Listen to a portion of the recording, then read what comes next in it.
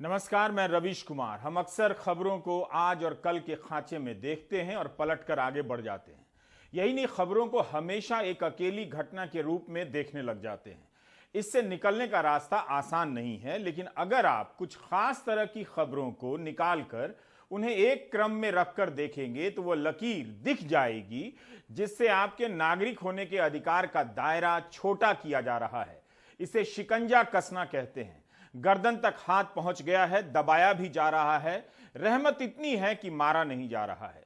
UAPA के बारे में आप कितनी बार खबरें पढ़ते हैं, अदालतों की टिप्पणियां पढ़ते हैं, लेकिन इसके बाद भी आप देखते हैं कि वही कहानी दोहराई जाती है। राज्य की मशीनरी को लगता है, और यह सही भी है, कि आप भूल जाते हैं और बहुतों को फर्क नहीं पड़ता, एक नया आदेश आ जाता है।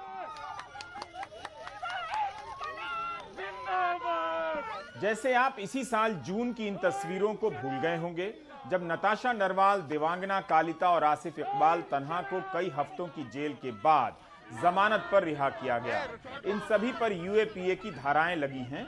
दिल्ली दंगों के मामले में कई लोगों पर यूएपीए की धाराएं लगाई गई हैं। केवल इन्हीं तीनों को मेरिट के आधार पर जमानत दी गई है। मेरिट का मतलब यह हुआ कि जमानत देते वक्त हाईकोर्ट ने कहा कि भड़काऊ भाषण देना, चक्का जाम करना आतंकी कार्रवाई नहीं है। कोर्ट ने यह भी कहा, हमें यह कहना पड़ रहा है कि ऐसा लगता है कि असहमति को कुचलने की बेचैनी में राज्य की सोच में प्रदर्शन करने के संवैधानिक अधिकार और आतंकवादी गतिविधियों के बीच अंतर की रेखा धुंधली हो गई है। अगर इस तरह की सोच को और बढ़ावा मिला तो वह हमारे लोकतंत्र के लिए एक उदास दिन होगा।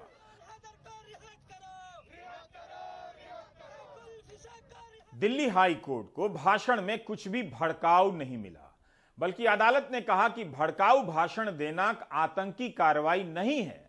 असहमति को कुचलने के लिए यूएपीए का इस्तेमाल हो रहा है।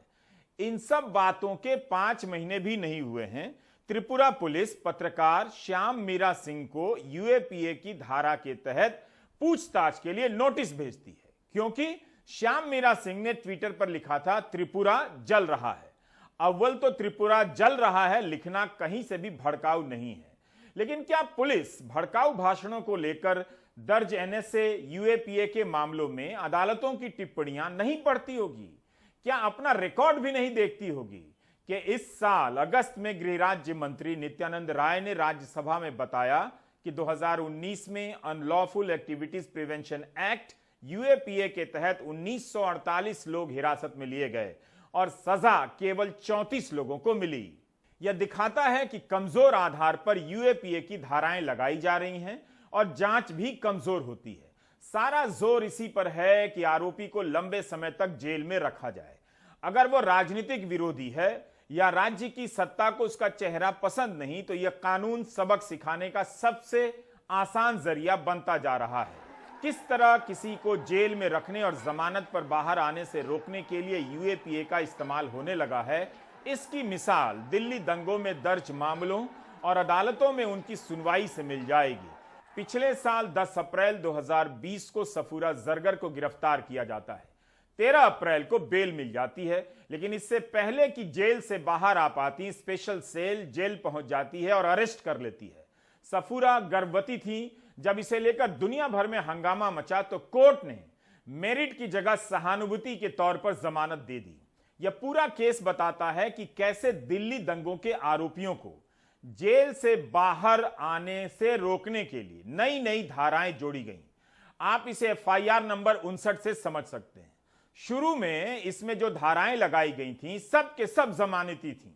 जब मेट्रोपॉलिटन मजिस्ट्रेट ने पूछा कि जमानती धाराएं होने के बाद भी गिरफ्तार क्यों हैं, जेल में क्यों हैं, सही से जवाब दायर कीजिए, तब 20 अप्रैल को दिल्ली पुलिस जो जवाब दायर करती उसमें यूएपीए की धाराएं लगा देती। इसी मामले में उमर खालिद और अन्य की जमानत को लेकर अभी तक ट्रायल कोर्ट में बहस चल रही है। उमर खालिद की जमानत को लेकर कई बार बहस हो चुकी है। उमर खालिद को 13 महीने जेल में हो गए। कुछ मामलों में जमानत का नहीं मिलना हो सकता है कि कानून की प्रक्रियाओं की जरूरत हो, लेकिन क्या अदालत की टिप्पणियों और तमाम घटनाओं से यह नहीं लग रहा कि जेल में लंबे समय तक डालने का यह तरीका बनता जा रहा है? इस तरह के इवेंट रचे जा रहे हैं कि टीवी पर 3-3 महीने बहस चलती है इसकी पृष्ठभूमि में, और कोई नतीजा नहीं निकलता। इन बहसों में अनाप शनाप सवालों को उठाकर जांच एजेंसियों की करतूतों पर पर्दे डाले जाते हैं। सिर्फ यूएपीए नहीं है, इसकी बिरादरी के कई और कानून हैं जिनमें जमानत को मुश्किल बनाया गया है। मिसाल के तौर पर National Security Act, NSA, NDPS Act, PASA Act है। क्या आप जानते हैं कि इलाहाबाद हाईकोर्ट ने एनएसए के 120 मामलों में से 94 को रद्द कर दिया। इंडियन एक्सप्रेस की एक रिपोर्ट के अनुसार ये सारे मामले जनवरी 2018 से दिसंबर 2020 के बीच दायर हुए थे। क्या इस तरह से हमारे देश में एनएसए के मामले दर्ज हो रहे हैं? गुजरात के मुख्यमंत्री ने ही बताया है कि पिछले 2 साल में 5400 से अधिक लोग Prevention of Anti Social Activities PASA Act के तहत गिरफ्तार हुए हैं। इनमें से 3447 मामलों को हाईकोर्ट ने निरस्त कर दिया है। ऐसा ही एक्ट लक्षद्वीप में भी बना है। लक्षद्वीप के संदर्भ में फिल्म मेकर आयशा सुल्ताना का केस याद होगा। उन्होंने लक्षद्वीप के प्रशासक प्रफुल्ल पटेल के खिलाफ टिप्पणी की थी और अपनी टिप्पणी में बायो वेपन का इस्तेमाल किया। उन्हें अरेस्ट कर लिया गया। केंद्र और लक्षद्वीप प्रशासन ने जमानत का विरोध किया कि ऐसे शब्द का इस्तेमाल किया गया है जिससे भारत की छवि खराब हो रही है। केरल हाईकोर्ट ने जमानत दे दी। यूएपीए, एनएसए, पीएएसए, इन कानूनों का इस्तेमाल क्या इसलिए होता है कि इनमें जमानत नहीं मिलती है? क्या हमें अंदाजा है कि आम लोगों को इन धाराओं के चलते क्या मुसीबतें झेलनी पड़ रही हैं? रिया चक्रवर्ती का मामला याद होगा। 3 महीने तक ऐसा तूफान मचा जैसे देश में इससे बड़ी कोई खबर ना हो। इसका 100 ग्राम कवरेज 20,000 करोड़ के ड्रग्स पकड़े जाने की घटना को नहीं मिला होगा। लेकिन पिछले साल हर दिन रिया चक्रवर्ती को सजा दी जाती थी। 28 दिनों तक वो एनडीपीएस एक्ट के तहत जेल में रही। जमानत की सुनवाई का सिलसिला चलता रहा, तारीखें टलती रहीं। ठीक यही हाल आर्यन खान का हुआ। आर्यन खान को भी 26 दिनों तक जेल में रहना पड़ा और उनके बाकी आरोपियों को। जमानत पर बहस इस तरह से हुई जैसे ट्रायल कोर्ट की बहस चल रही। स्टैन स्वामी की तो उम्र 80 साल से अधिक थी, चल फिर सकने की हालत में नहीं थे, जमानत नहीं मिली और मर गए। सुप्रीम कोर्ट के वरिष्ठ वकील अरविंद दातार ने स्टैन स्वामी से लेकर पत्रकार सिद्दीक कप्पन, आर्यन खान से लेकर रिया चक्रवर्ती और अन्य कई लोगों के खिलाफ लगाई गई इन सख्त धाराओं के हवाले से यह सवाल उठाया है कि अगर कानून का राज चल रहा होता तो ये लोग गिरफ्तार नहीं होते। अरविंद तो इसे स्कैम लिखते हैं, कहते हैं ट्रायल कोर्ट में बेल की बात खत्म होती जा रही है। जब तक मामला हाईकोर्ट नहीं जाएगा बेल मिलनी मुश्किल होती जा रही है। अरविंद दातार ने एक और सवाल उठाया है कि बेल ना देकर हासिल क्या हो रहा है? क्या अपराध दर में कमी आ रही है? कहीं ऐसा तो नहीं कि महीनों तक जेल में रखने के लिए अधिक से अधिक इस तरह के अपराधों को गैर जमानती घोषित किया जा रहा है? उन्होंने यह भी लिखा है कि बेल नहीं देने से जितने भी कैदी जेलों में हैं उनमें से 70% अंडर ट्रायल हैं। बहुत से कैदी तो कई साल से जेल में हैं। हर अंडर ट्रायल को दोषी मान लिया जाता है, उनका जीवन बर्बाद हो जाता है। अरविंद दातार लिखते हैं कि जिस तरह से 2020 में कंपनी एक्ट के कई प्रावधानों को डीक्रिमिनलाइज किया गया, उसी तरह से बाकी कानूनों के साथ भी ऐसा होना चाहिए, सुधार होना चाहिए। जबकि ठीक इसके उलट गैर जमानती अपराधों की संख्या बढ़ाई जा रही है। बेल की जगह जेल का चलन बढ़ता जा रहा है। ऐसे प्रावधानों में सारा कुछ जज के विवेक और संतुष्टि पर छोड़ दिया जाता है कि जज तभी जमानत दे जब उसे लगे कि आरोपी निर्दोष है और इसके पर्याप्त आधार है। अगर साफ साफ मामला ना हो तो इतने आरंभिक स्तर पर जज कैसे मान लेगा कि वह निर्दोष व्यक्ति है या दोषी है? यही नहीं, हर केस में मुचलका दिए जाने के मामले में भी सुधार की आवश्यकता है। बहुत जरूरी है कि सुप्रीम कोर्ट और हाई कोर्ट, लोअर कोर्ट को संकेत भेजे कि वे बेल दें। जमानत देने पर किसी अधीनस्थ जज को सजा नहीं दी जाएगी। अरविंद दातार का यह लेख इंडियन एक्सप्रेस में छपा है। सुप्रीम कोर्ट के तमाम आदेशों के बाद भी ट्रायल कोर्ट के स्तर पर बेल क्यों नहीं मिल रही है? क्या इसी कारण यूएपीए का इस्तेमाल बढ़ता जा रहा है? त्रिपुरा में 2015 से 2019 के बीच यूएपीए का एक भी केस दर्ज नहीं हुआ। सरकार ने लोकसभा में यह जानकारी दी है, लेकिन अचानक वहां की पुलिस 102 लोगों को यूएपीए के तहत नोटिस भेजती है। त्रिपुरा जल रहा है। ट्विटर पर इतना भर लिखने से पत्रकार श्याम मीरा सिंह को यूएपीए के तहत नोटिस भेज दिया गया कि वे पूछताछ के लिए हाजिर हों। एडिटर्स गिल्ड ने आलोचना की है कि जांच के स्तर पर इस तरह की सख्त धाराओं को लगाने का यही मतलब है कि पुलिस असहमति को कुचलना चाहती है। इंडियन विमेंस प्रेस कोर ने इन धाराओं को वापस लेने की मांग की है। पत्रकार श्याम मीरा सिंह के साथ साथ 102 लोगों को यूएपीए के तहत नोटिस दिया गया है। पुलिस मानती है कि इन लोगों ने फेक न्यूज फैलाया। सुप्रीम कोर्ट के वकील मनोज और एहतेशाम हाशमी त्रिपुरा गए थे फैक्ट फाइंडिंग टीम के साथ। इन लोगों ने रिपोर्ट ऑनलाइन डाल दी, बाद में हटा लिया। इसके बाद भी यूएपीए के तहत इनके खिलाफ नोटिस आया है कि पूछताछ के लिए हाजिर हों। हमने कुछ भी ऐसा पोस्ट नहीं किया जो हमने नहीं बोला, हमने अपना बोला हुआ पोस्ट किया।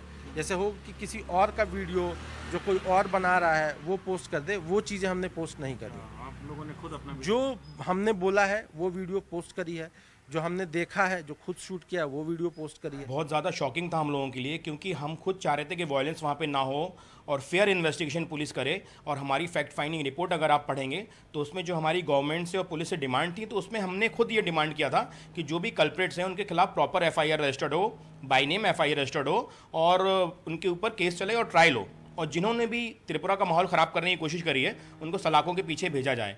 But unfortunately now our team members are facing charges under UAPA. क्या अब देश जल रहा है, देश बिक रहा है, यह सब लिखने पर यूएपीए के तहत नोटिस आएगा? क्या पुलिस ने दिल्ली हाई कोर्ट का वह फैसला नहीं पढ़ा होगा कि भड़काऊ भाषण देना आतंकी कार्रवाई नहीं है? विपक्ष के नेता से लेकर प्रधानमंत्री, गृहमंत्री के कई भाषणों में मिल जाएगा। बंगाल जल रहा है, देश जल रहा है, देश बिक रहा है, नहीं बिकने देंगे।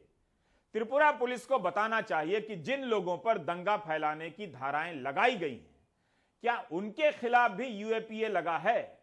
हमारे सहयोगी रतनदीप ने अपनी रिपोर्ट में लिखा है कि ऐसे लोगों के खिलाफ यूएपीए की धाराएं नहीं लगाई गई हैं। निहित स्वार्थ वाले लोगों द्वारा सोशल मीडिया के माध्यम से समाज में सांप्रदायिक नफरत फैलाने का प्रयास किया जा रहा है। कई लोग बिना सच्चाई जाने उन पोस्टों को शेयर व लाइक करते नजर आ रहे हैं। हालांकि पुलिस सोशल मीडिया के जरिए इन पोस्टों का विरोध कर रही है। इन फर्जी सोशल मीडिया पोस्टों के खिलाफ एक नया मामला भी दर्ज किया गया है, जिसमें ट्विटर के 68, फेसबुक के 31 और यूट्यूब के 2 पोस्ट शामिल हैं। व्यक्तियों व संगठनों को इन फर्जी सोशल मीडिया पोस्टों को हटाने के लिए नोटिस भेजे गए हैं। ऐसे फर्जी सोशल मीडिया पोस्ट करने वालों के खिलाफ सख्त कार्रवाई की जाएगी। अगर फेक न्यूज आतंकी कार्रवाई है तो क्या पुलिस को पता भी है कि इसमें कौन कौन लोग शामिल मिलेंगे? फेक न्यूज के खिलाफ एक्शन लेना चाहिए, लेकिन क्या इसके लिए यूएपीए के तहत नोटिस जाएगा? प्रधानमंत्री मोदी ने गुजरात विधानसभा चुनाव में भाषण दिया कि मणिशंकर अय्यर के घर दिल्ली में बैठक हुई, उसमें मनमोहन सिंह थे, पूर्व उपराष्ट्रपति थे, पाकिस्तान के पूर्व विदेश मंत्री थे। उन्होंने यह भी कहा कि पाकिस्तानी सेना के पूर्व महानिदेशक डीजी चाहते हैं कि अहमद पटेल गुजरात के मुख्यमंत्री बने। पाकिस्तान हाई कमिश्नर, पाकिस्तान एक भूतपूर्व विदेश मंत्री, भारत भूतपूर्व उपराष्ट्रपति અને ભારતના ભૂતપૂર્વ પ્રધાનમંત્રી મનમોહન સિંહ આ મણિશંકરના ઘરે મીટિંગ મળી। મીટિંગ 3 કલાક ચાલી। પાકિસ્તાનના પૂર્વ army director general Arshad Rafiq એએમકે કે ગુજરાતમાં અહેમદ પટેલને મુખ્યમંત્રી બનાવવા માટે ટેકો કરવો જોઈએ। પાકિસ્તાનના વડા આર્મીના રિટાયર્ડ એ ગુજરાતની ચૂંટણીમાં માથું મારે। इस भाषण को अखबारों में जिस तरह से छापा गया उसे कभी पलटकर देखिएगा। कैसी कैसी हेडलाइन बनाई गई थी। उन हेडलाइन को देखने से पता चलेगा कि आपको महंगाई का सपोर्टर बनाने के लिए किस तरह से उस समय से सांप्रदायिक रूप से तैयार किया जा रहा था। प्रधानमंत्री ने बेहद सावधानी से अपने वाक्यों का चुनाव किया। इस तरह से कि फेक न्यूज और सांप्रदायिक टोन दोनों आ जाए और लगे भी ना, बाकी समझने के लिए जनता पर छोड़ दिया जाए। प्रधानमंत्री के बयान को आधार बनाकर अखबारों में छपा कि पाकिस्तान चाहता है कि अहमद पटेल गुजरात के मुख्यमंत्री बने। इसकी बैठक दिल्ली में हुई थी जिसमें मनमोहन सिंह शामिल थे, जबकि 2017 की उस बैठक में भारतीय सेना के पूर्व प्रमुख दीपक कपूर भी थे। क्या वे पाकिस्तान के साथ मिलकर भारत के खिलाफ ऐसी कोई प्लानिंग करते? पूर्व सेनाध्यक्ष दीपक कपूर ने कहा था कि गुजरात को लेकर कोई चर्चा नहीं हुई। प्रधानमंत्री ने कहां से बोल दिया? टीवी में खूब डिबेट हुई कि पाकिस्तान योजनाएं बना रहा है। उस वक्त प्रधानमंत्री ने कहा था कि क्या बात हुई, कांग्रेस देश को बताए। लेकिन उनकी सरकार ने इस बयान पर राज्यसभा में जो कहा उसे देश को आज तक ठीक से नहीं बताया गया है। सरकार ने कहा कि प्रधानमंत्री ने अपने भाषण में पूर्व प्रधानमंत्री मनमोहन सिंह या पूर्व उपराष्ट्रपति हामिद अंसारी की देश के प्रति निष्ठा पर सवाल नहीं किया और ना ही उनकी ऐसी मंशा थी। इस तरह की कोई भी धारणा गलत है। हम इन नेताओं का बहुत आदर करते हैं और भारत के प्रति इनकी निष्ठा का भी आदर करते हैं।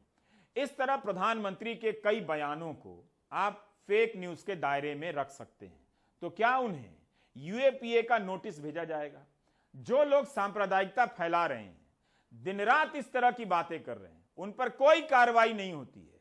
कोई अगर इसे लेकर लिख दे कि समाज या देश को जलाने का प्रयास हो रहा है तो उसे यूएपीए का नोटिस दिया जा रहा है।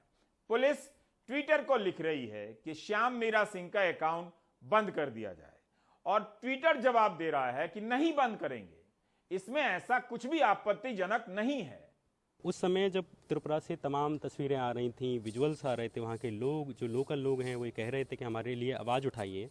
और उसी वक्त पर जब गोदी मीडिया शांत था, उस वक्त अगर मैंने एक ट्वीट लिखा कि त्रिपुरा इज बर्निंग, तो इसी एक ट्वीट पर सरकार ने मेरे ऊपर यूएपी लगा दिया। और इसी मामले पर वहाँ की हाई कोर्ट ने, त्रिपुरा हाई कोर्ट ने इस मामले को लेकर स्वतः संज्ञान लिया और सरकार से कहा कि इस मामले में आप क्या कर रहे हैं और त्रिपुरा में क्या हो रहा है। तो आप देखिए कि जो बात इस देश की हाई कोर्ट कह रही है, वही बात अगर एक पत्रकार कह देता है तो उस पर यूएपी लगा दी गई। आपको याद होगा, पठानकोट एयरबेस पर आतंकी हमले के बाद मार्च 2016 में पाकिस्तान से जांच दल भारत आया। उन्हें घटनास्थल का दौरा कराया गया। उस समय विवाद हुआ कि पाकिस्तान की जांच टीम में खुफिया एजेंसी आईएसआई का भी सदस्य था। अब इसी को लेकर आज कोई ट्विटर पर लिख दे कि आतंकवादियों की आवभगत हो रही थी तो क्या उसके खिलाफ यूएपीए लगेगा? गनीमत है कि कांग्रेस विपक्ष में है, वरना बीजेपी होती तो हर दिन इसी बात पर भाषण दे रही होती, याद दिला रही होती। इसलिए त्रिपुरा के मामले को आप सिर्फ एक घटना से जुड़ा हुआ नहीं मान सकते। पत्रकार सिद्दीक कप्पन और उनके साथ गिरफ्तार हुए अतीकुर रहमान, मसूद अहमद, मोहम्मद आलम 13 महीनों से जेल में हैं। हाथरस में बलात्कार की घटना को रिपोर्ट करने जा रहे थे। पत्रकार सिद्दीक कप्पन पर यूएपीए और राजद्रोह की धाराएं लगा दी गईं, जिसके बारे में सुप्रीम कोर्ट ही कई बार कह चुका है कि राजद्रोह की धारा का इस्तेमाल अति हो गया है, गलत हो रहा है। शांति भंग करने का आरोप लगाया गया, जिसे हटाना पड़ा यूपी पुलिस को क्योंकि वो साबित नहीं कर पाई। एडिटर्स गिल्ड ने भी सिद्दीक कप्पन को लेकर बयान जारी किया था कि उनकी पत्नी ने आरोप लगाया है कि इलाज के दौरान बिस्तर से बांध दिया गया था। यह काफी चौंकाने वाला है, शॉकिंग है। एक देश की अंतरात्मा पर प्रहार है कि पत्रकार के साथ ऐसा बर्ताव हो रहा है। अतीकुर रहमान हृदय के मरीज हैं। खबर आई है कि उन्हें सर्जरी की जरूरत है, वरना नहीं बचेंगे। उनके भाई ने ऐसा बयान दिया है। कई भाषणों में कुछ नहीं होता, फिर भी उन्हें शांति के लिए खतरा बताकर किसी को महीनों जेल में बंद कर दिया जाता है। डॉक्टर कफील खान का केस क्लासिक है। इलाहाबाद हाई कोर्ट ने कहा कि अवैध रूप से एनएसए लगाया गया, अवैध रूप से, और सुप्रीम कोर्ट ने भी हाई कोर्ट के फैसले पर मुहर लगाई। कफील खान 7 महीने से अधिक समय तक जेल में रहे। क्या यह अरेस्ट राज नहीं है? सरकार का अधिकारी अवैध रूप से एनएसए लगाता है, सरकार ने क्या किया उसके साथ? क्या गलत धाराएं लगाने वाले अधिकारियों के खिलाफ कोई कार्रवाई हो रही है या उन्हें प्रोत्साहन दिया जा रहा है? क्या इस तरह से कानून का राज चल रहा है? इन कानूनों का एक ही इस्तेमाल रह गया है, आतंक का भूत फैलाकर आम आदमी को जेल में सड़ा दो। आखिर सुप्रीम कोर्ट की शानदार टिप्पणियों का पुलिस और सरकार पर असर क्यों नहीं पड़ता है? स्टैन स्वामी की मौत के बाद सुप्रीम कोर्ट के जस्टिस डीवाई चंद्रचूड़ ने कहा था कि आतंक विरोधी कानूनों आपराधिक कानूनों का इस्तेमाल असहमति को कुचलने और नागरिकों को प्रताड़ित करने में नहीं होना चाहिए। मैंने अर्णब गोस्वामी बनाम राज्य के फैसले में नोट किया है कि हमारी अदालतें इस बात को सुनिश्चित करें कि नागरिक की स्वतंत्रता पर हमला हो तो उनकी रक्षा में सबसे पहले वे आगे आएं। अगर सर्वोच्च अदालत इसे निजी स्वतंत्रता पर हमला मानती है तो टिप्पणियों से आगे जाकर कदम क्यों नहीं उठाती है? क्यों जमानत की सुनवाई का मामला इतना लंबा चल रहा है? पंजाब की कांग्रेस सरकार भी यूएपीए लगाने के मामले में कम नहीं है। वहां भी मामूली बातों को लेकर इसकी धाराएं लगाई गई हैं। हर समय देश में प्रिवेंटिव डिटेंशन लॉ रहा है। सुप्रीम कोर्ट ने कुछ बहुत ज्यादा पावर्स कंसीड कर दी एग्जीक्यूटिव को। ए गोपालन के केस में जो पहला बड़ा केस हुआ वो प्रिवेंटिव डिटेंशन का था। कम्युनिस्ट लीडर थे ए गोपालन, उनको बंद किया गया। कोर्ट ने कह दिया प्रोसीजर इस्टेब्लिश बाय लॉ का मतलब यह है कि अगर कोई लॉ बन गया हम कुछ नहीं कर सकते। 28 साल लगे इस केस को ओवर रूल करने में। मेनका गांधी में आकर सुप्रीम कोर्ट ने कहा नहीं, सिर्फ लॉ है किसी की लिबर्टी कर्टेल करने के लिए इनफ नहीं है। उस लॉ को reasonable, just, fair, non arbitrary होना चाहिए। देखिए, मैं आज एक जजमेंट आपको बता रहा हूं, Rekha versus State of Tamil Nadu का है। सुप्रीम कोर्ट ने कहा preventive detention is basically repugnant to democratic ideas, it is abhorrent to rule of law. ऐसा कोई लॉ ना अमेरिका में है ना इंग्लैंड में है, सिवाय जब जंग हो रही हो। हम मजबूर हैं क्योंकि आर्टिकल 22 में प्रिवेंटिव डिटेंशन लॉ का प्रावधान है, इसलिए हम इसको अनकॉन्स्टिट्यूशनल डिक्लेयर नहीं कर सकते। लेकिन हमारी कोशिश है कि इसको नैरोएस्ट पॉसिबल लिमिट्स में रखा जाए। 2019 का जो जजमेंट है सुप्रीम कोर्ट का, जहूर अहमद शाह वटली, मैं समझता हूं कि वो ए गोपालन की लाइन पे जा रहा है।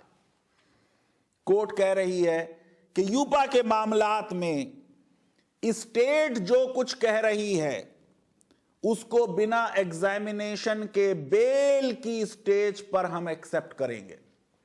यह तो भारत की हाई कोर्ट्स के जजेस को सलाम है कि सुप्रीम कोर्ट के जजमेंट होते हुए दिल्ली में आपने देखा, आसाम में देखा, उत्तर प्रदेश में देखा, गुजरात में देखा कि हमारी हाई कोर्ट्स कह रही हैं कि ऐसे किसी को आप प्रिवेंटिव डिटेंशन में नहीं रख सकते। गुजरात में तो हद हो गई कि एक डॉक्टर को जिसने इंजेक्शन लगा दिया उसको 106 दिन हमने जेल में रखा।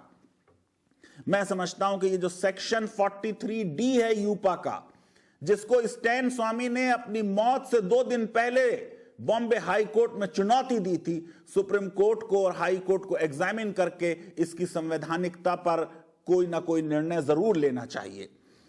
ट्रेड यूनियन लीडर्स, डिसेंटर्स, पेटी ऑफेंडर्स के विरुद्ध हमने यूपा का इस्तेमाल किया।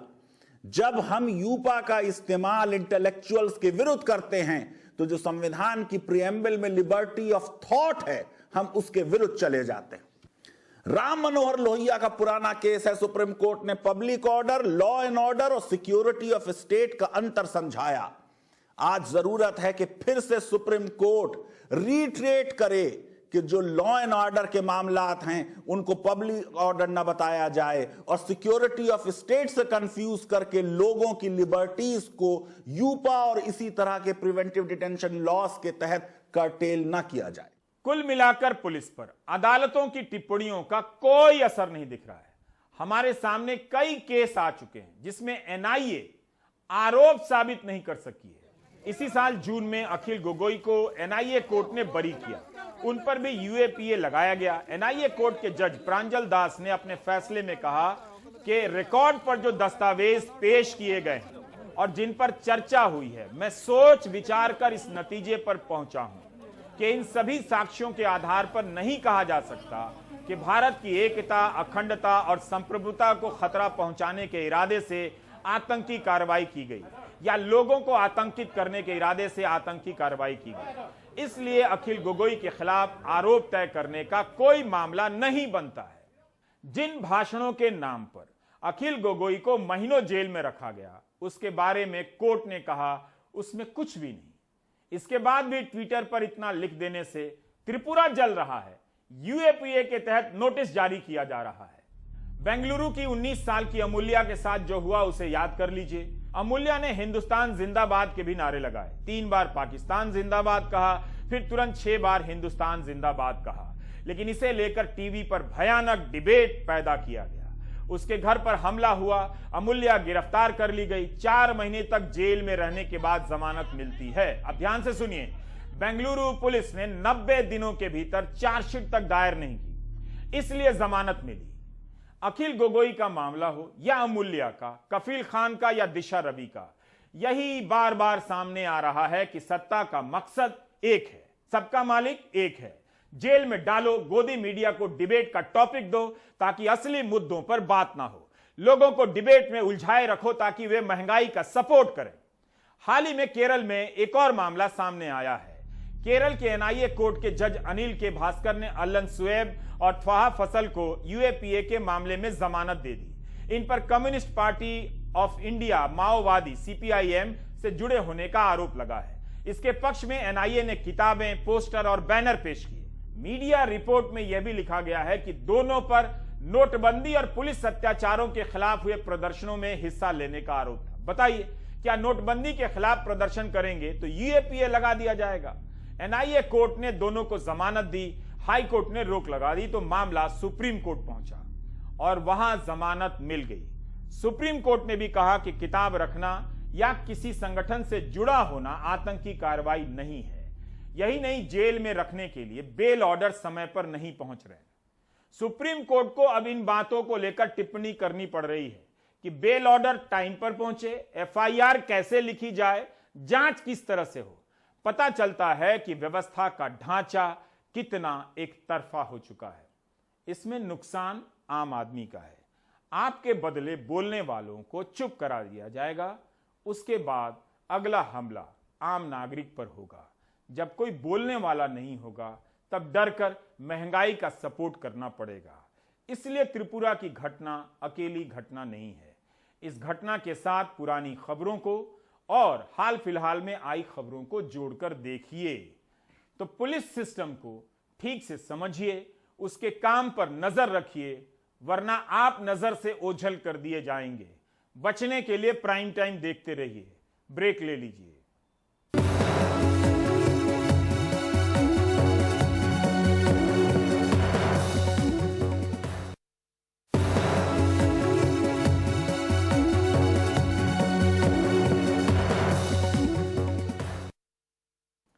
छठ पूजा पर स्मिता राजन हर साल आप दर्शकों के लिए गीत भेजती हैं। ये वो गीत हैं जो नए लोकप्रिय गीतों की भीड़ में खो चुके हैं। इस वीडियो में सारी मेहनत उन्हीं की टीम की है। भोपाल की स्मिता राजन का संबंध है तो बिहार से, लेकिन छठ मनाती हैं भोपाल में। आप जहां भी मना रहे हैं, आप सभी को शुभकामनाएं।